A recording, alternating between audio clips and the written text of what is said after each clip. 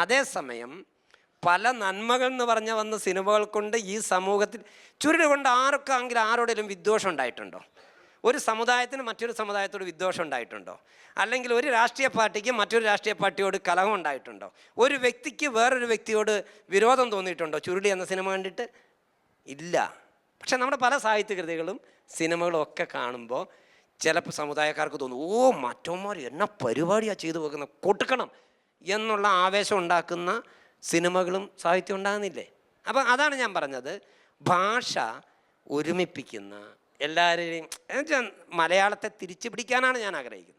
ശരിക്കും അത് the second part of Churuli, അതായത് കളികമിനാറിലെ കുറ്റവാളികൾ എന്നുള്ള ആ കഥയുടെ രണ്ടാമത്തെ ഭാഗമാണ് നല്ലവരുടെ നഗരം. കളികമിനാറിലെ കുറ്റവാളി അന്വേഷിച്ച് പോകുന്നത് ഏറ്റവും തെമ്മാടികളുള്ളൊരു നാട്ടിലേക്കാണെങ്കിൽ ഇവിടെ കുറ്റവാളികളെ അന്വേഷിച്ച് പോകുന്നൊരു നല്ലവർ മാത്രം ജീവിക്കുന്ന ഒരു ഭരണാധികാരി കുറേ നല്ലവരെ മാത്രം പിക്ക് ചെയ്ത് ഒരു നഗരം ഉണ്ടാക്കുന്നു, നല്ലവരുടെ നഗരം, നന എന്ന പേരിൽ. ആ നഗരത്തിലേക്ക് ഇവർ പോവുകയാണ്.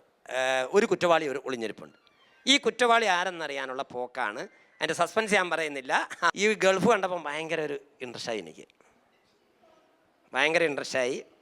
ഒരു അറേബ്യൻ പശ്ചാത്തലത്തിലുള്ളൊരു നോവൽ ഞാൻ എഴുതാൻ ഞാൻ ആഗ്രഹിക്കുന്നുണ്ട്. ഞാനത് കുറച്ച് നാൾ മുന്നേ പ്ലാൻ ചെയ്ത് വരികയാണ്. അപ്പം അറേബ്യൻ എനിക്ക് ഇതിൻ്റെ ഒരു വന്യമായ ഒരു അറേബ്യൻ സ്ഥാനമാണ് ഞാൻ ഉദ്ദേശിക്കുന്നത്. അപ്പോൾ സൗദി അറേബ്യയിൽ ഒന്ന് പോകേണ്ടി വരും. കാരണം ഈ ഗോത്രജീവിതം, ബദു ഗോത്രജീവിതം, ആ ഒരു സാധനം എനിക്ക് ലോറൻസ് ഓഫ് അറേബ്യ ഒക്കെ കണ്ട സമയത്തുണ്ടായ ഒരു പരിപാടി ഉണ്ടല്ലോ, നമുക്ക് എന്താണ് ഗോത്രം. അതാണ് ഞാൻ പറഞ്ഞത്, നമ്മൾ കാണുന്ന ദേശങ്ങളിലേക്ക് നമ്മൾ പോവുകയാണ്. പുതിയ ദേശം കാണുമ്പോഴാണ്. അല്ലാണ്ട് ഞാൻ അവിടെ ഇരുട്ടി മാത്രം കടന്നിരുമ്പോൾ ഞാൻ കുടിയേറ്റം എനിക്ക് എഴുതാണ്, ഞാൻ വേറെ സ്ഥലം പോയിട്ടില്ല. അങ്ങനെ വല്ലവരും ഒക്കെ എന്നെ അങ്ങോട്ടും ഇങ്ങോട്ടും ഒക്കെ വിളിച്ചു കൊണ്ടുപോവുകയൊക്കെ ആണെങ്കിൽ, നമുക്ക് പോകാനുള്ള പൈസയൊന്നും ഇല്ല ഇപ്പം, അങ്ങനെയൊക്കെ കൊണ്ടുപോവുകയാണെങ്കിൽ അവിടെയൊക്കെ നമ്മുടെ ദേശം വിപുലമാകും.